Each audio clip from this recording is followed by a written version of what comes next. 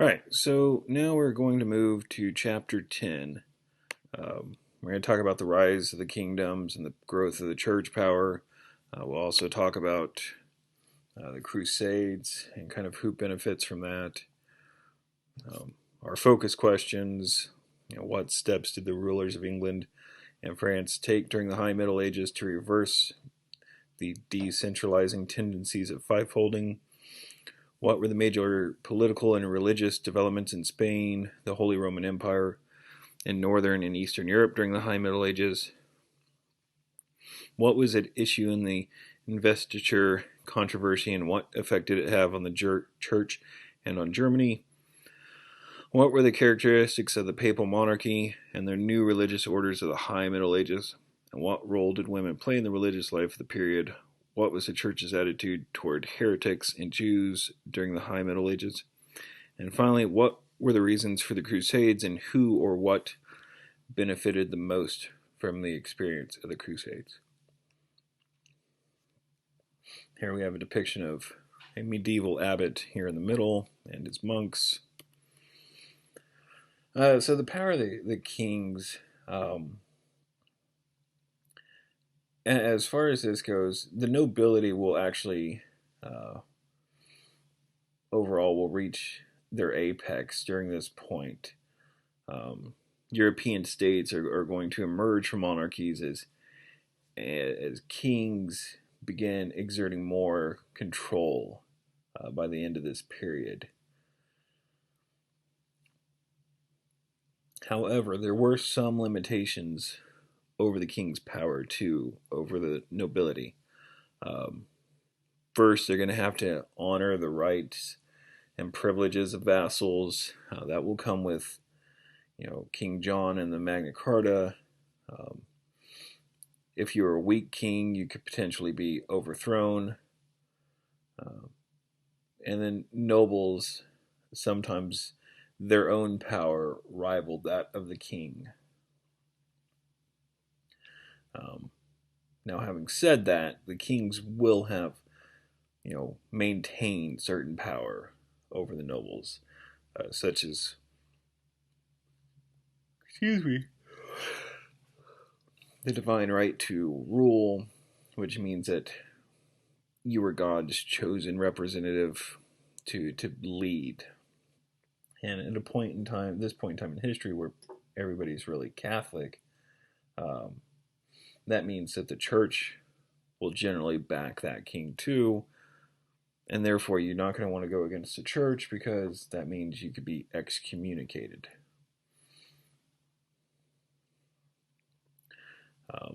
Then, of course, royal marriages and alliances, kings will build their power through that. Kind of like what we talked about last chapter.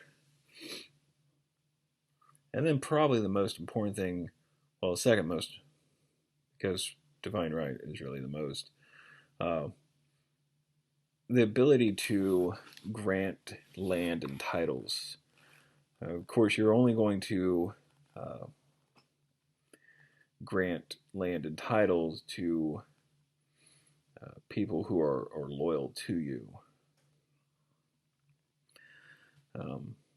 So really what we'll have is we kind of have some weak kings in England, or some kings without heirs until we get to William of Normandy, or William the Conqueror. And he's going to kind of start this new era in British history. So with William, he's an illegitimate son of the Duke of Normandy, Robert I. So even though he's illegitimate, because the Duke has no other sons, he'll go ahead and make William his heir, so that when he dies, William becomes the Duke of Normandy. And he's actually only 7 years old when this happens.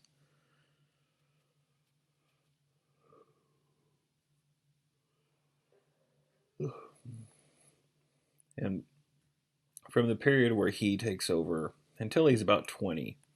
Um, he has to fight off several different threats and rebellions. But by the time he becomes 20, he becomes an able ruler, um, and he'll be backed by Henry the First, the King of France. Now, eventually, those two will not see eye to eye, um,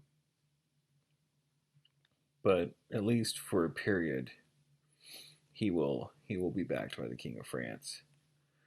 Um,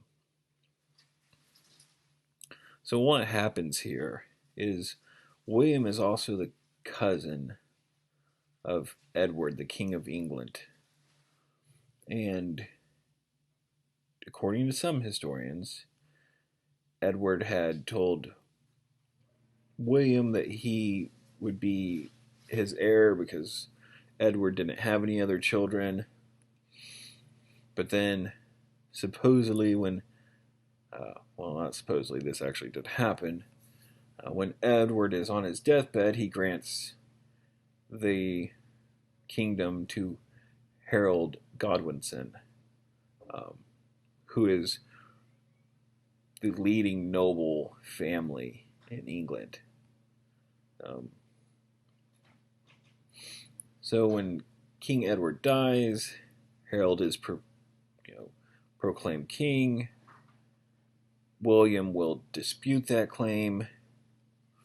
And then what we'll also see is this is kind of a very dangerous time for Harold, because not only will William dispute the claim, but then King Harold of Norway will want have designs on England, as well as Harold's own brother, Tostig. So at first, Harold will expect the greater threat to be from William. Um, but what will happen, and I'm just kind of making a long story short, um, Tostig and the other Harold from Norway will join forces. They'll invade England from Scotland. Harold, King of England, will ride out and meet them. There will be a battle at Stamford Bridge, and he'll beat both of them and then kill them both. Now, Harold of England his problems are not over, because now 3 days later, he's going to have an invasion by William. And William will come in with a force of roughly 7,000 troops.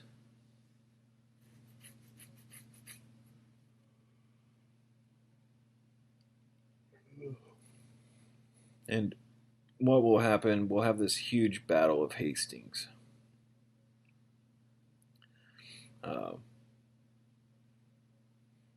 And in the end, King Harold is killed. He gets shot in the eye with an arrow, according to legend. And that allows William to then march on London. London will surrender, and William the Conqueror will become the first Norman king of England. And this will end the Anglo-Saxon phase of English history.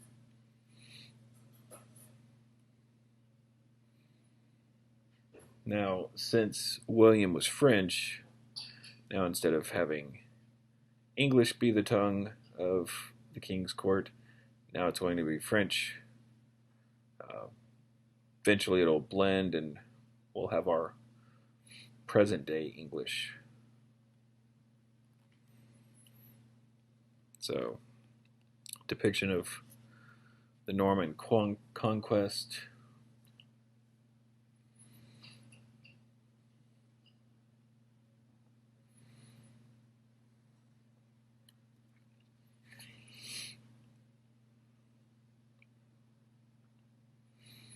All right, so that brings us to a new dynasty founded by Henry II, and that's the Plantagenet dynasty. Henry II will rule from around 1154 until 1189. Um,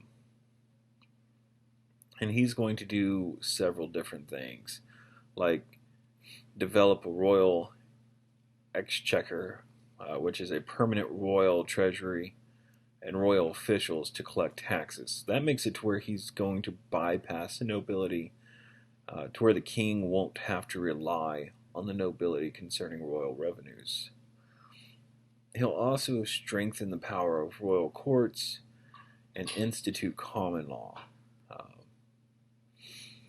as well as expand the number of criminal cases tried by the king's court.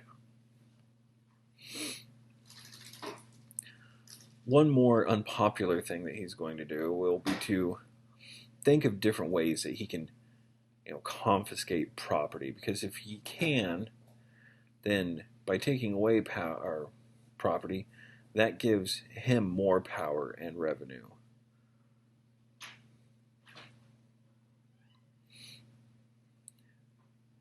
So,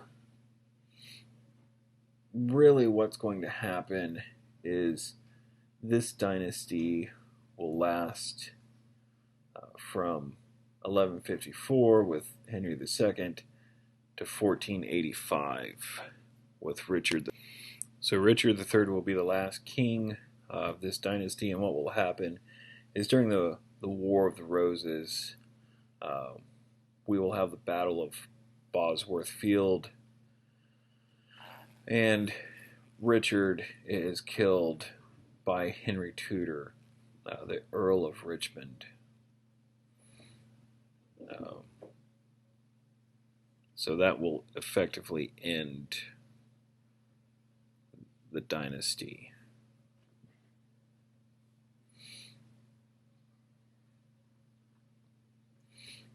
Later on, though, they will have two cadet branches, the House of Lancaster and the House of York. And those will be the ones who fight in the War of the Roses, and giving rise to the House of Lancaster under the leadership of Henry VII of the Tudors.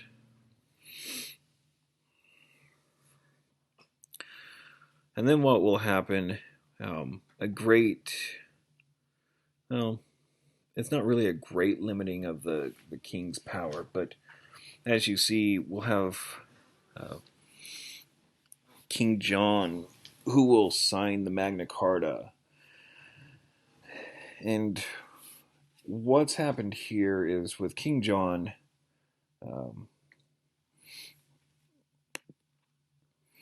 so what happens with the Magna Carta? King John is Richard I, or better known as Richard the Lionheart's brother. And Richard, of course, goes off to fight in the Crusades, which are very, very expensive. At one point on his way back, he gets captured and held hostage, and they have to pay a ransom. So they are going to be deeply, England is going to be deeply in debt because of all this. And eventually, after Richard dies and he doesn't have an heir, John will take over. And because Richard has kind of left the country in debt,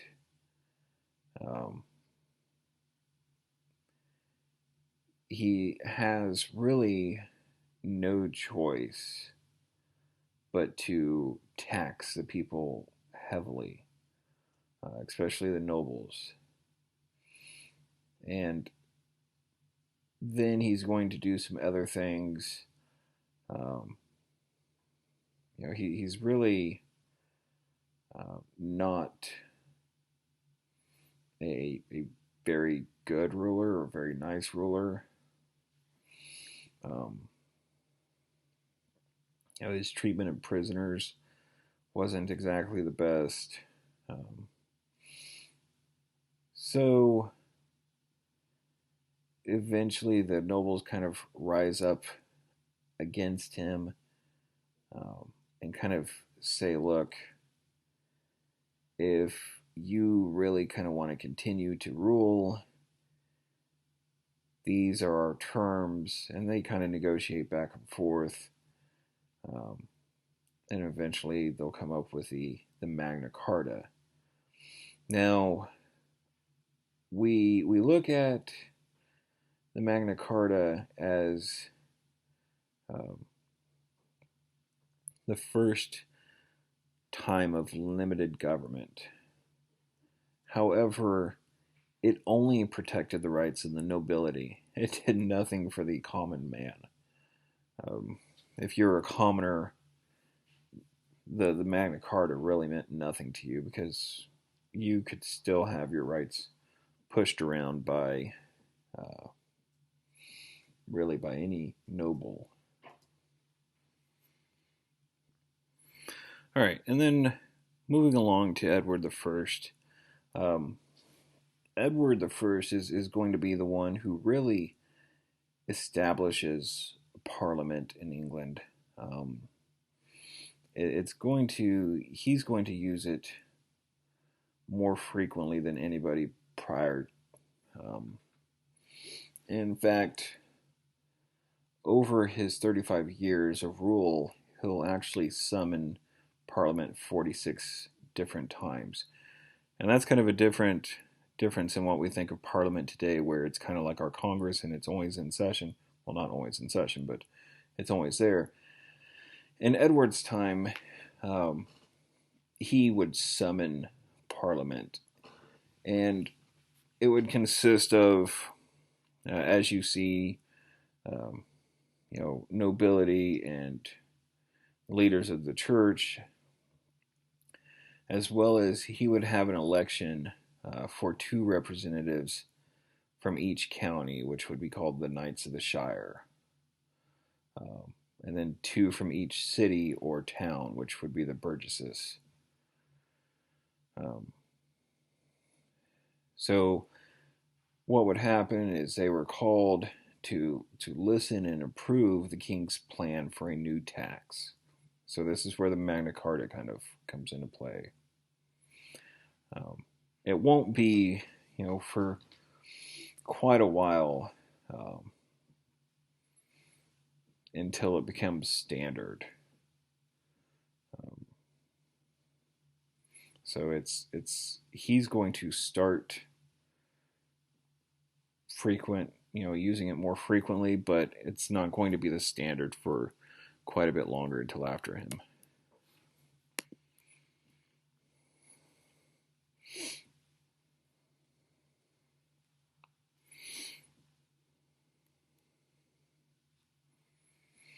Okay.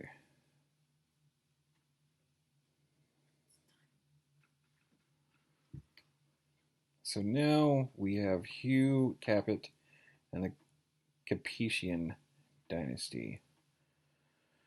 They were officially the overlords of the great lords of France, but had little power.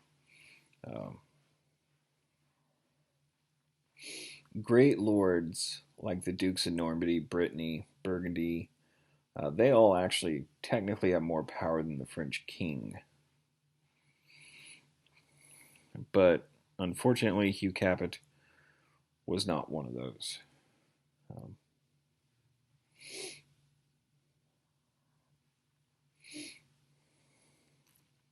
then the conquest of Philip II of Augustus. So, like like we said earlier, William of Normandy was actually a French noble. So when he becomes king of England, he still has that title in France, which realistically makes England a vassal of the French king. Um, so Philip II is going to kind of call King John to court because he's his vassal. John refuses, and Philip will take over, conquer Normandy because John has not fulfilled his duties as a vassal. As well as that, under Philip II, he'll quadruple the income of the French monarchy, increase his power. He'll create French royal officials to administer provinces and collect taxes. So he does quite a bit, as well as go to war with England, which he'll actually lose.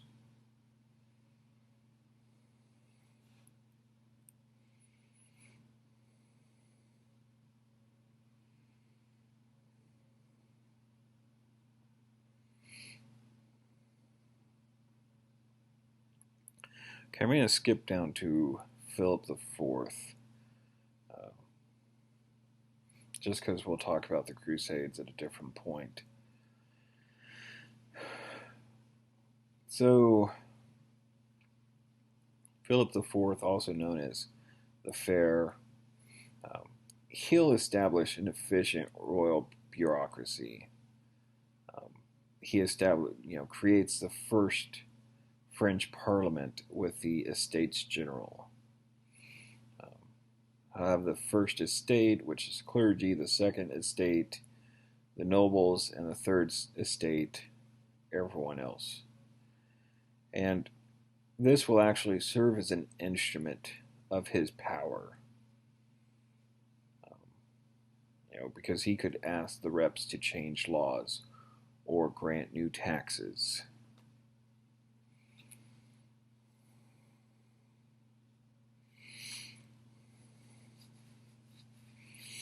All right, so here we have England and France.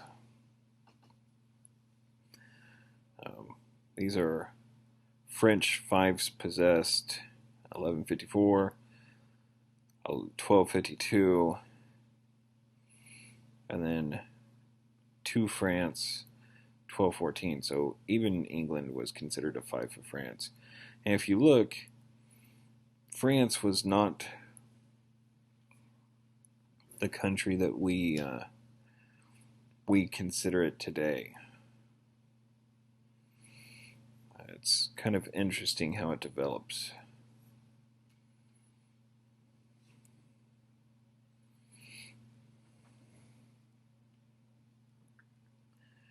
All right, so Christian reconquest, the Spanish kingdoms. We've talked about it before. Since the 8th century, Spain had been part of the Islamic world.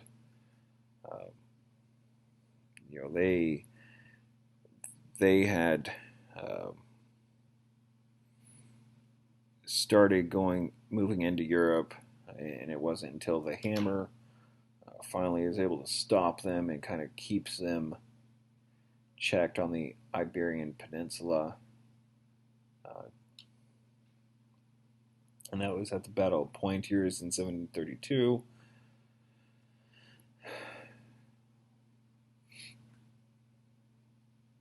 They're going to set up the capital of Spain in Cordoba. And at this point in time, it's going to exceed 300,000. And it will actually be a center of learning and culture. They'll have 70 different public libraries. They'll translate books from around the world into Arabic and Latin. But what will happen is the Christians will start looking to reconquest or take back over Spain. and it's not completed until 1492. Um, but it's going to kind of start out, and we'll have like Rodrigo Diaz de Vivar, uh, El Cid, 1043 through 1099, and he'll be the one who kind of popularizes the Christian struggle against Muslims. He's going to create his own kingdom of Valencia in 1094. Um, it's going to be recaptured shortly, though, after that, uh, by the Muslims.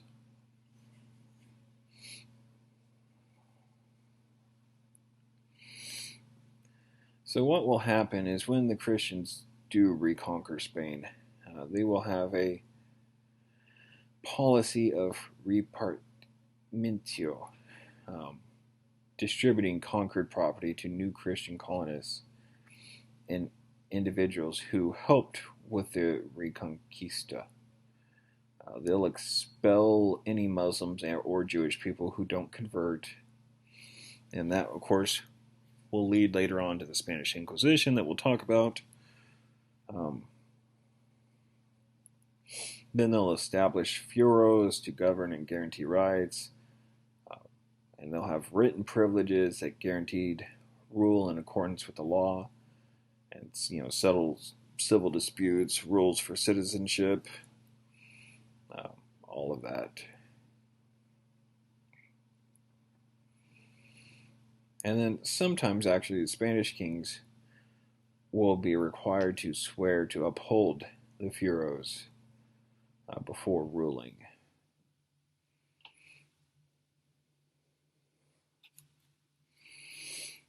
So here are Christian reconquests.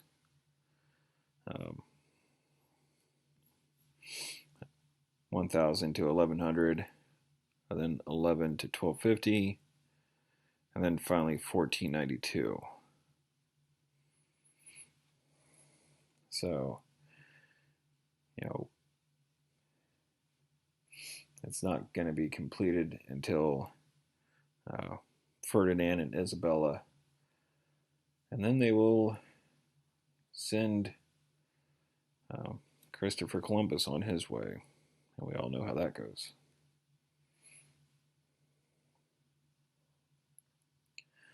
All right, so the Holy Roman Empire.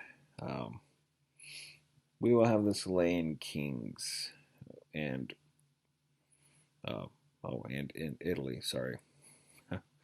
So we have the Sicilian kings, which will have,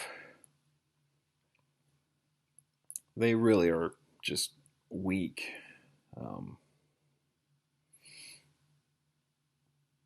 And really the best that we can talk about here is Otto the Great, which is 936 through 973.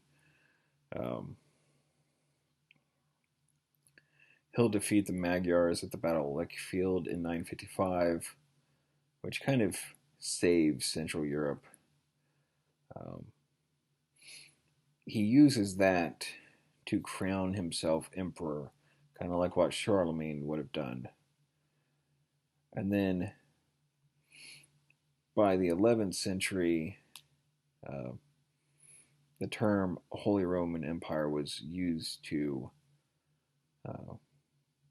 describe what we would know as Germany. Not that it had really anything to do with the Holy Roman or the Roman Empire, but it was just that loose confederation of Germanic states. And then as far as their involvement of Italy, Italy has no centralized authority at this point in time. In northern Italy, you have independent nobles that are going to vie for power. In central Italy, it'll be controlled by the papal states, or really the church. And in southern Italy, there will be a competition really between the Lombard dukes, the Muslims, and the Byzantines. And all of that makes it to where those wealthy cities that are in the north of Italy are kind of targets for the Holy Roman Empire for raids. And because there's no centralized authority, there's no kind of cooperation between the Italian states, which kind of also makes them easy picking.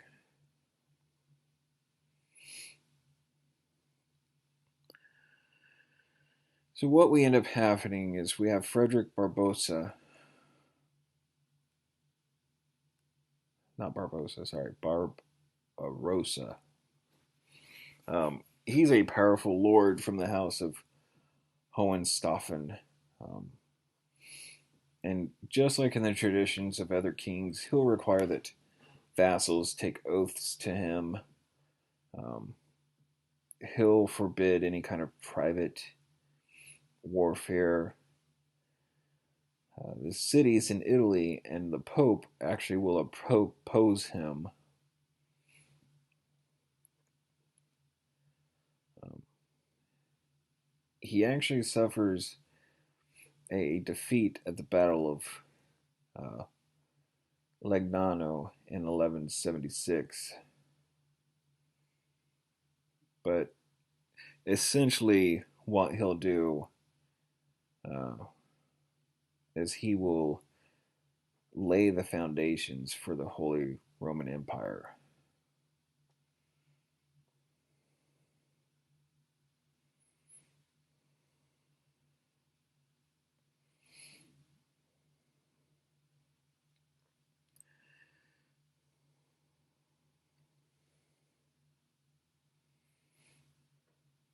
Then, as far as Frederick II, um, he will wage just this brutal war against those Italian cities in the north.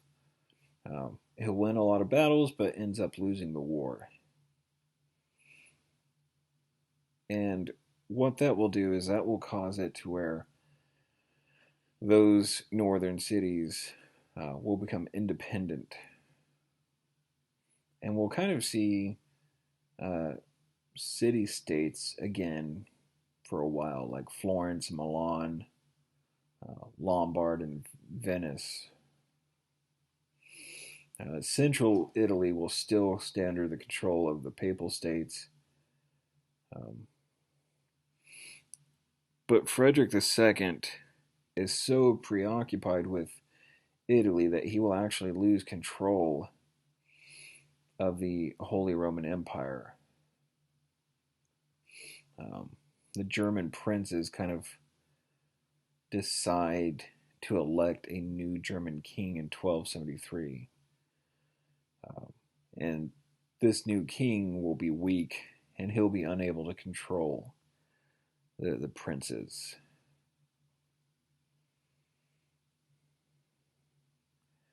And as far as the Holy Roman Empire, this is really the way it's going to last until after uh, Napoleon goes through. Um, you know, the Holy Roman Empire will kind of break up into these principalities and these different countries. And if you ever look at a map, it's just confusing. I mean, there were just hundreds and hundreds and hundreds of different principalities. Um, and then, yeah, I think it was like over 300. And then Napoleon will actually go through and during his wars and says, this is kind of stupid. And he reorganizes them into, I think, roughly 40, with Prussia and Austria being the largest.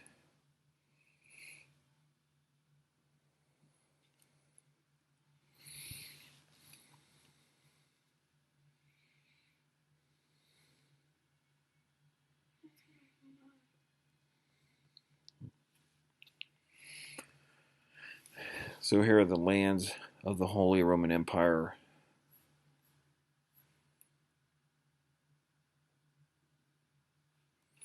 The coronation of Frederick II, Northern and Eastern Europe, the Teutonic Knights, the Mongol Empire. Here's our chronology so far for what we've talked about.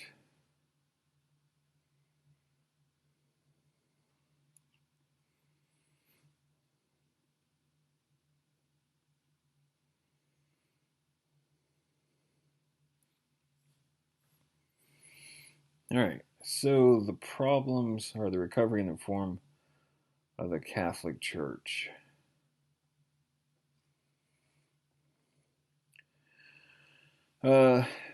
Popes reigned supreme over Catholic Church, and also, of course, they're going to serve as the heads or the leaders of the papal states.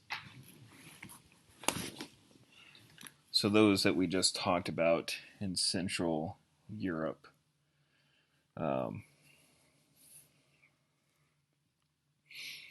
And the problem is they are going to be involved in political matters at the expense of spiritual matters. And they kind of get entangled in evolving lord and vassal relationships, because bishops and abbots will hold fiefs from nobles and were vassals. And, there's a kind of a conflict there because vassals are supposed to be obligated for military service. Well, you're not really going to want a bishop or an abbot to serve in the military. But part of that also is going to be that it's going to cause the church to focus on politics more than spiritual, and that's kind of bad. And that will last until Gregory the Seventh. And what he'll do is he'll claim that he's God's vicar on earth. So in other words, he's ordained to enact reforms and be God's spokesman. So some of the things he's going to do is he's going to see, he wants to eliminate lay investiture or the ability of secular leaders to appoint church officials.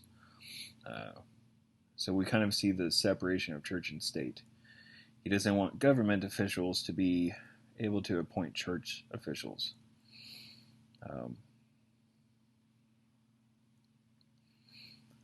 And he feels like he can use God's power to get rid of rulers who do not apply with what he wants, comply. Which is kind of a reversal. He doesn't want the secular to have control in the church, but he wants the church to be able to have control over. So what's going to happen is this is going to all lead to a controversy, the investiture controversy. So Henry IV will begin appointing bishops as his vassals, which conflicts with the Catholic Church. So he's going to get threatened with excommunication. And if you're excommunicated, you can't receive the sacraments of the church, which means you can't go to heaven. It's kind of the way they look at it. So what's going to happen is, in response, he'll convene a bishop assembly to try to depose the Pope. Well, eventually he is excommunicated, and he's in danger of losing his throne because, of course, he's going to lose support from the nobles. And eventually what will happen is we'll have the concordant of Worms. It's not worms, it's Worms. that's going to resolve the issue, and it's where bishops will be elected by church officials. Then they'll pay homage to the king as their secular lord. Um, but just to go over the sacraments, there are 7 sacraments of the Royal Catholic Church: baptism, confirmation, uh, Holy Communion, penance or confession, anointing, ordination, and then marriage. And really, excommunication relies on public opinion for its effectiveness.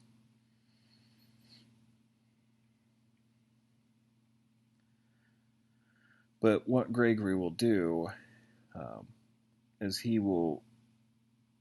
his reforms will deprive kings of church income, also the ability to choose which monks and clerics will help them administer their kingdoms.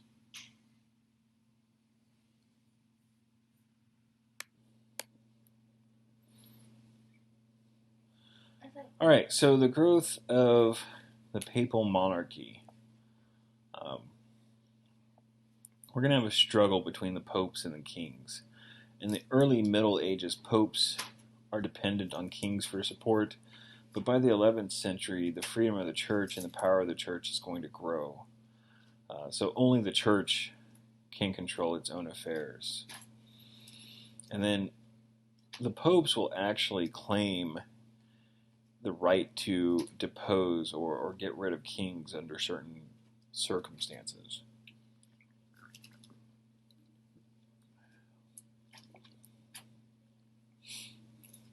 And what will happen is under Gregory VII, he'll establish a strict hierarchical church structure of the Pope and the papal curia. Pope Innocent III establishes a growth of papal supremacy, where church power is supreme over temporal power. And Pope Innocent uses this power to interdict, to force rulers to yield. He'll forbid priests to dispense the sacraments of the church, to force the populace to exert pressure against their own rulers. And that brings them into conflict with, like, Philip.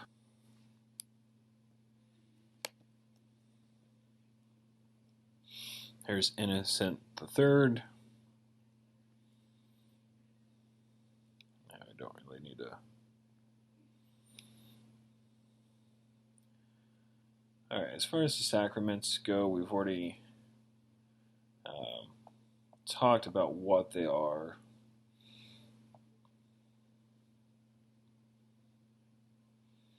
But they're an integral part of a person's life from birth to death. Well, the saints are going to play an important role in religious beliefs. They're the intercessors between God and protect people's souls. And as far as the Virgin Mary, she holds the foremost position, especially in the High Middle Ages. But going back to the saint, I mean, and that's why you would hear the Catholics say however many Hail Marys for a certain sin. But some of the saints, be like Saint Nicholas, which is the patron saint of children, known now as Santa Claus.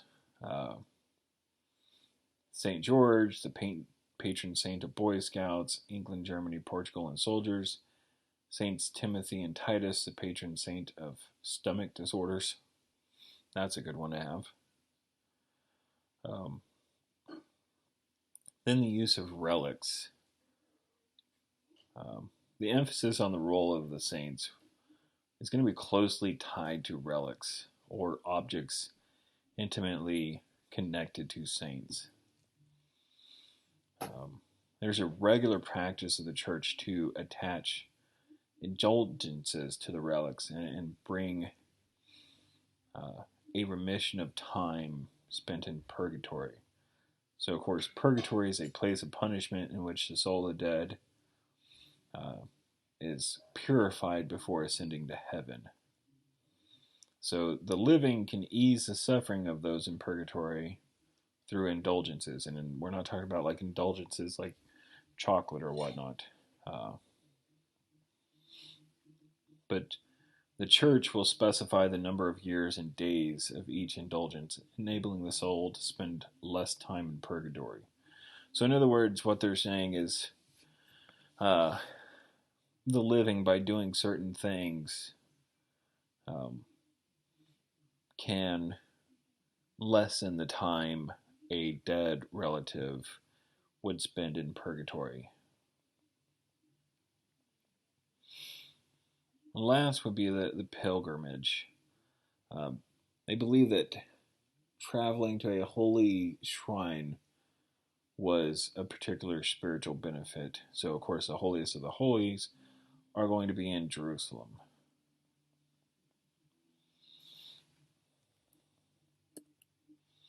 Where, of course, Jesus was crucified. Medieval monasteries.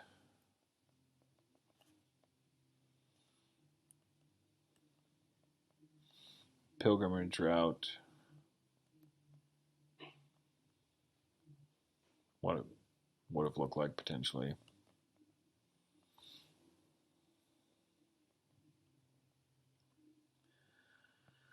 All right. So, heresy. Heresy is really anything that goes against the teaching of the church. And if you're a heretic, you could be thrown out of the church, you could potentially be killed.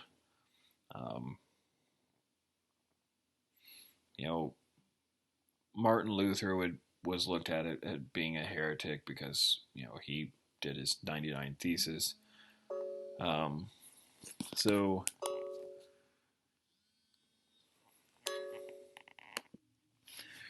So anyway, if an accused heretic confessed, they could perform public penance and punishment.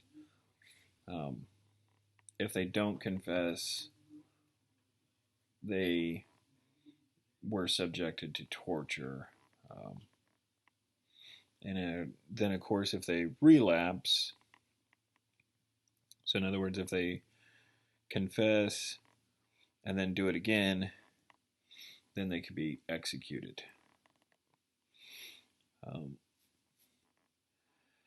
And then as far as the persecution of the Jews, they're the only religious minority allowed to practice a non-Christian faith. They'll be actively involved in trade and crafts. A lot of them will become moneylenders, simply because that's one of the few jobs that will actually be allowed to, or they're allowed to do at one point in time, which is later on why it brings up that stereotype of Jewish people and money.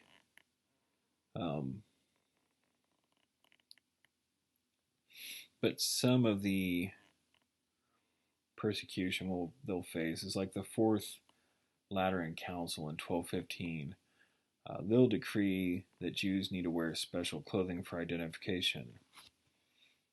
Sounds familiar, doesn't it? And then they'll encourage construction of Jewish ghettos. Once again, sounds familiar.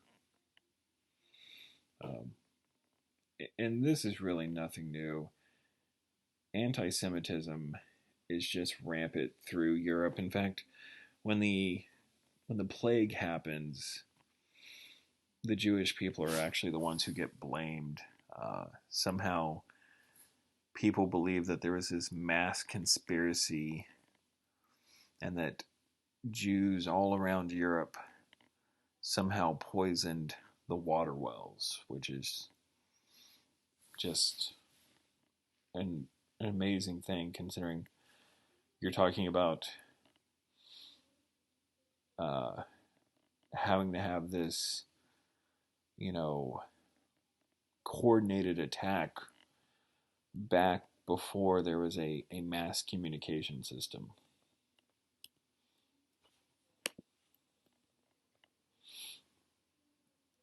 Expulsion of heretics.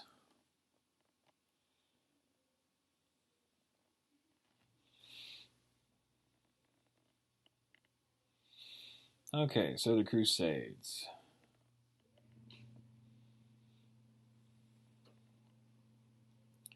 So they are a series of wars sponsored by the papacy to reclaim the Holy Lands from the Muslims from 11th century to the 13th century.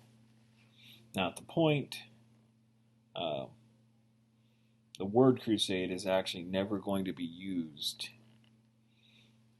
but it means taking the cross. Um, and this is going to mark the point where, for the first time since the Roman Empire, Western kingdoms will become militarily engaged in offenses in the East. Uh, and that will signal Western Europe's revival. And this period is going to last from 1096 to 1272, and there will be a total of 8 crusades, each one lasting roughly 1 to 4 years.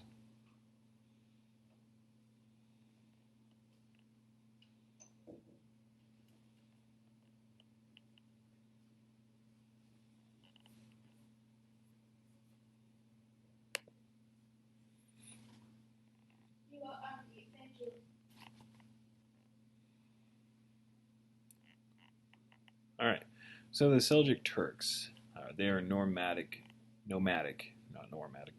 people um, from Central Asia. They'll capture Baghdad in 1055.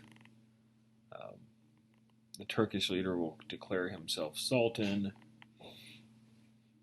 but the Turks are viewed as barbarians, and they're actually looked at as being destroyers of civilization, and both are by both Muslims and Europeans. Um, and what will happen is by the 11th century, they'll exert military pressure on Egypt and the Byzantine Empire. So the Byzantine Empire will start losing that territory to the Turks. Um, the army will be routed at the Battle of Mazinkert, um, which allows the Turks to take over Anatolia, which is a source of manpower and wealth for the Byzantine Empire.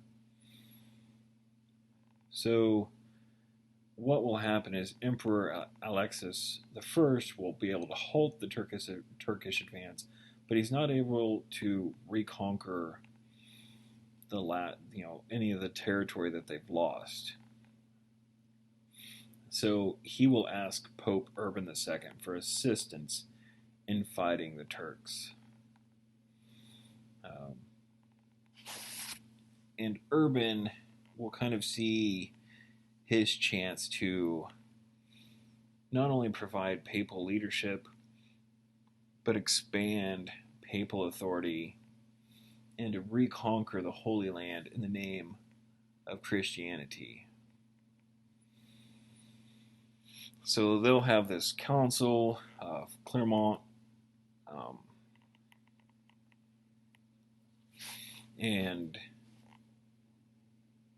I'm going to read a few quotes from this.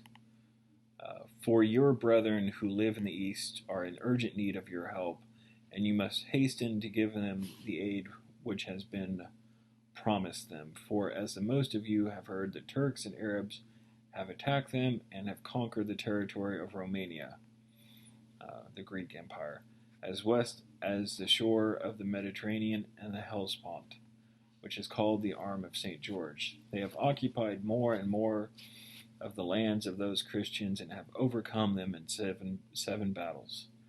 They have killed and captured many and have destroyed the churches and devastated the empire. If you permit them to continue thus for a while with impunity, the faithful of God will be much more widely attacked by them.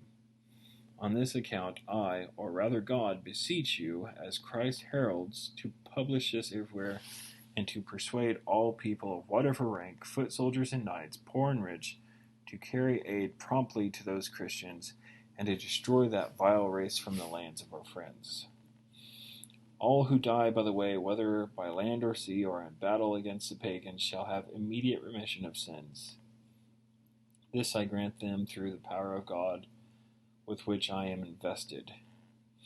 Let those who have been accustomed unjustly to wage private warfare against the faithful now go against the infidels. Let those who for a long time have been robbers now become knights.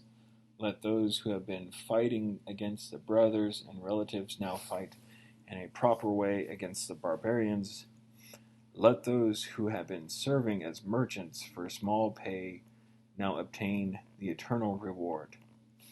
Let those who have been wearing themselves out in both body and soul now work for a double honor. Let those who go not put off the journey, but rent their lands and collect money for their expenses. And as soon as winter is over and spring comes, let him eagerly set out on the way with God as their guide. So they're going to call for this help, and if you remember, there was a separation in the church. We have the Catholic Church in the West and then the Greek Orthodox Church in the East. But they still look at each other as Christians, and like I said already, the Pope saw this as a chance to extend his authority.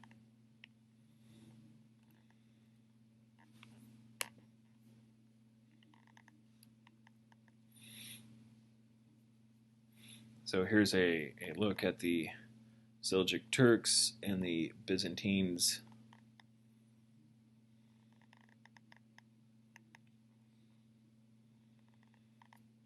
So the First Crusade actually,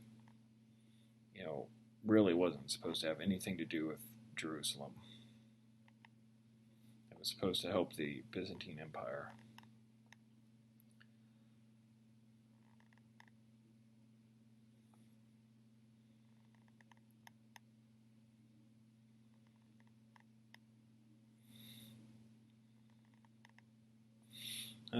So we've already talked about the Council of Clermont, and there is a crusading fervor. I mean, this does really whip up people who kind of chomping at the bit, really, for several different reasons.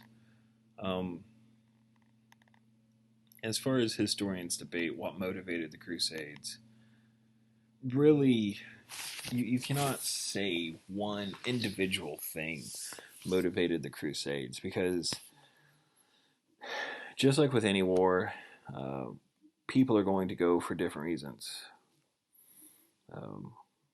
Some are going to go for the religious reasons and feel like, they're saving their fellow Christians. Some are going to go for the material possibilities. Some are just going to go because they love to fight. So you can't really nail down one particular thing as far as that goes.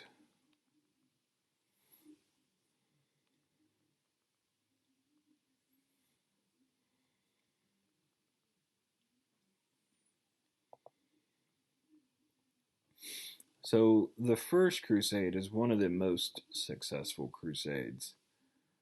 Um, as far as it goes.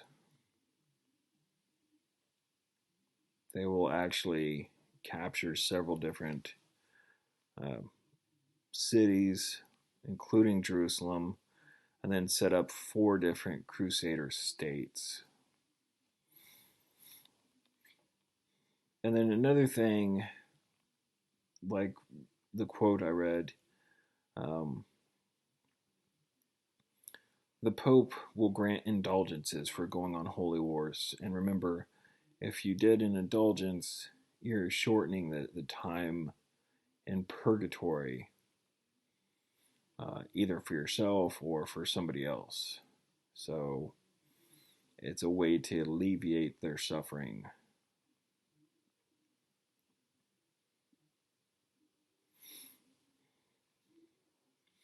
Um, if we were in class, we would try to watch the movie um, Kingdom of Heaven, and it talks about that, because in that movie, that's the reason why the main character goes on the crusade. Is his wife committed suicide, and he's trying to alleviate her position.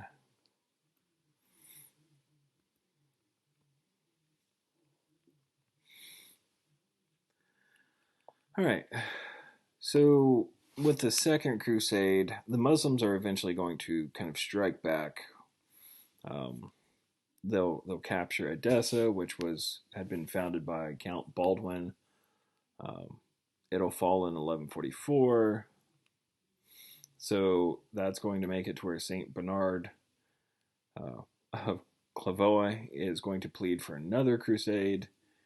King Louis of France, King Louis VII of France, and Emperor Conrad III of the Holy Roman Empire will do that. Um,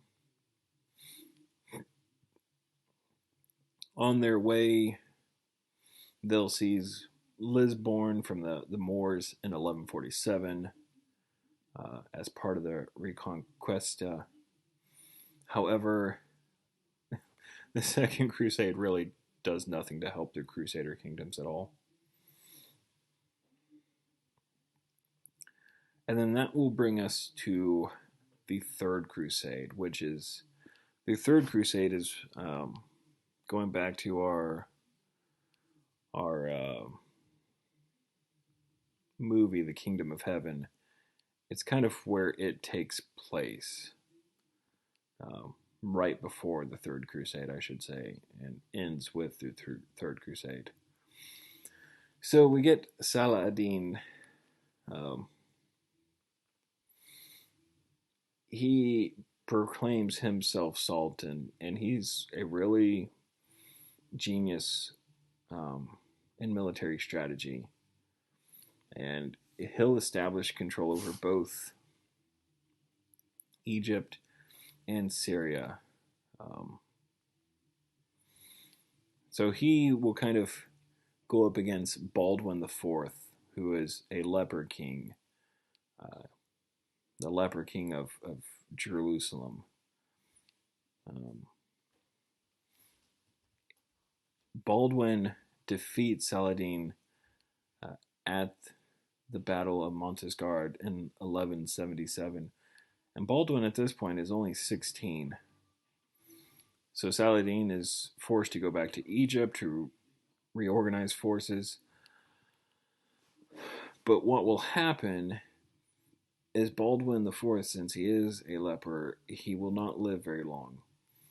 And his successor, Guy of Lusignan, uh, is not nearly as good as he is.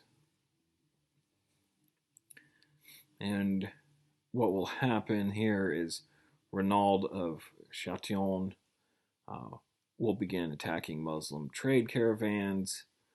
And at this point, Muslims and Christians had lived relatively in peace. Um, Saladin gets involved, demands compensation. Renaud refuses.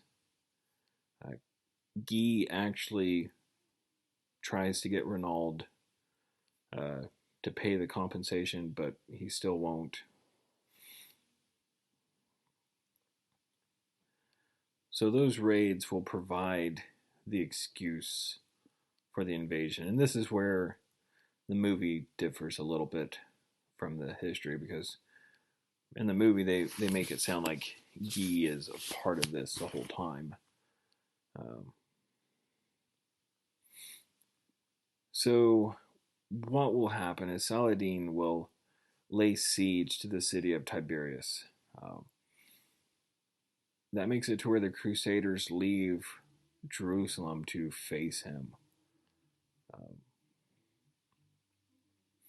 and at the Battle of Hattin, the Crusader army is destroyed.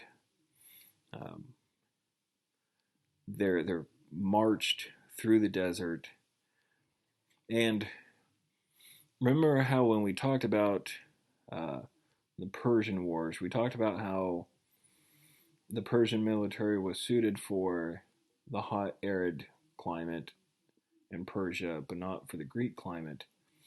Well, this is kind of the flip side of that. Here we have European knights who are in this, thick, heavy armor, and marching them through a desert was just horrible. Um,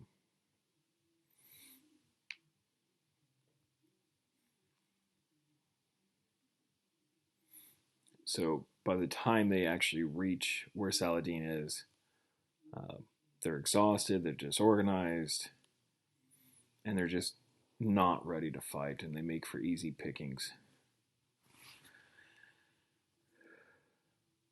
And then we're going to read a couple of more quotes for you. As soon as they were encamped, Saladin ordered all his men to collect brushwood, dry grass, stubble, and anything else with which they could light fires and make barriers, which he had made all around the Christians. They soon did this, and the fires burned vigorously, and the smoke from the fires was great, and this together with the heat of the sun above them caused them discomfort and great harm. Saladin had commanded caravans of camels loaded with water from the Sea of Tiberias to be brought up, and had water pots placed near the camp. The water pots were then emptied in view of the Christians, so that they should have greater anguish through thirst in their mounts too. So it's kind of psychological warfare again. Um, After the Battle of Hattin, Guy and Renaud were brought to Saladin's tent. Saladin offers Guy a drink of water. This is also depicted in the movie, except for it's a little bit inaccurate. Guy, drinks from the cup and then offers it to Renaud. Um, and the way it worked back then, if you're offered a drink by your host, they're not going to kill you. Um, so after Guy drinks, he gives the cup to Renaud. But since Saladin did not offer the cup to Renaud, Renaud was not safe, and eventually he is executed. So because of this, Jerusalem will fall um, and go back into the hands of the Muslims. When news of this here is heard in Europe, Richard of England, Richard the Lionheart, Philip II of France, and Frederick Barbarossa of Germany will lead another crusade.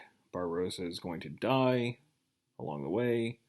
Philip II kind of decides, I'm not really in the mood, and he'll go back to France and then start preying on Richard's French holdings.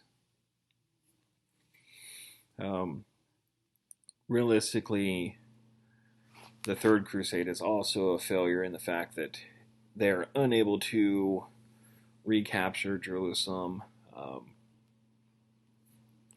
What they end up doing is just kind of getting a treaty from Saladin, saying that Christians could worship there too.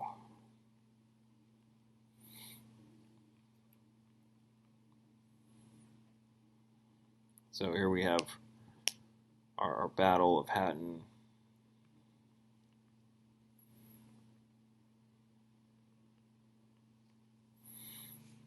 early Crusades.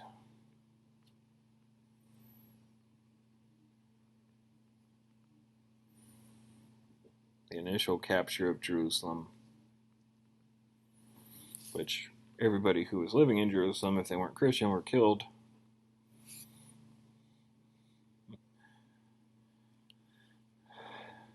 And that takes us to then the Fourth Crusade. And by the time the Fourth Crusade happens, really, our original goals are lost, because if you remember correctly, the Byzantine Empire was the one that asked for help, and they were the cause of the First Crusade. Well, now we've just kind of devolved into now they're just attacking the Byzantine Empire, because traders in Europe are going to see their opportunity to remove their commercial rival. So they end up sacking Constantinople, and the Byzantine Empire is going to be reduced even further to a smaller area surrounding Constantinople and some few holdings in Asia Minor.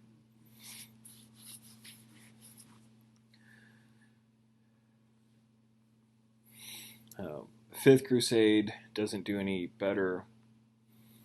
They fail. They try to go through Egypt. The Sixth Crusade is done by Frederick II of the Holy Roman Empire. He does this without papal approval, because remember, he's excommunicated. Now, he will actually succeed in getting into Jerusalem and accepts the crown as King of Jerusalem in 1228. But then as soon as he leaves, Jerusalem's going to go right back into the hands of the Muslims. And then the Seventh and Eighth Crusades are also both complete failures, and the last Christian stronghold of Acre will fall in 1291. And from there, the Holy Lands will remain in Muslim hands. Along with this, you should mention the fact that there are also two children crusades that take place in 1212. The first was led by a 12-year-old Stephen from France, and it's going to end with most of the children being sold into slavery. The second is led by Nicholas of Cologne, who's 10, and imagine that, he's going to have the same result.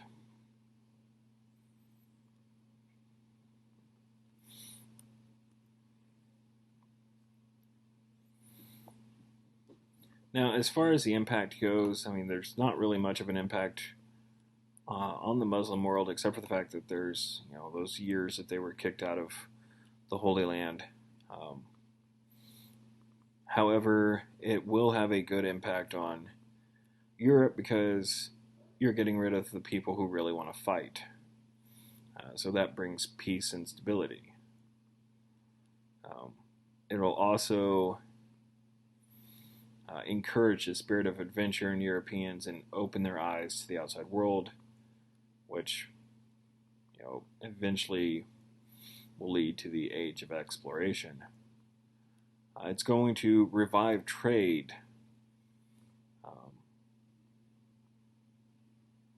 But it's not going to cause it, because we already had strong ties with the East. Now, Italian cities will become wealthy, because they'll be the ones transporting crusaders and acting as the go-betweens for trade. And then there will be a lot of religious fervor. Persecution of the Jews in Europe is going to increase. In fact, really, anytime there's a crusade, if they happen upon a Jewish village, even if it was in Europe, excuse me, I thought I had to sneeze. Um, Even if it was in Europe, more than likely they would massacre everybody in the village. And then, of course, the Crusades create this divide between the Arab and Europe worlds that we still have today.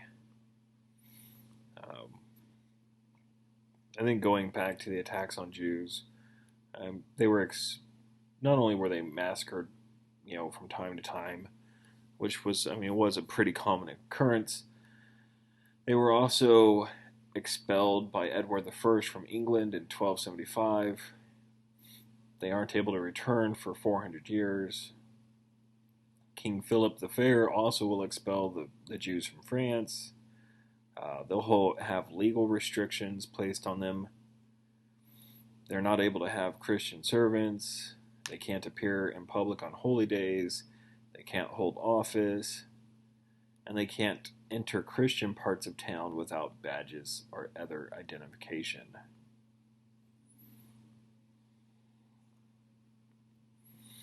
And here's our chronology for the Crusades and our chapter timeline. All right, so this week we've done chapter 10 and we will do chapter 11.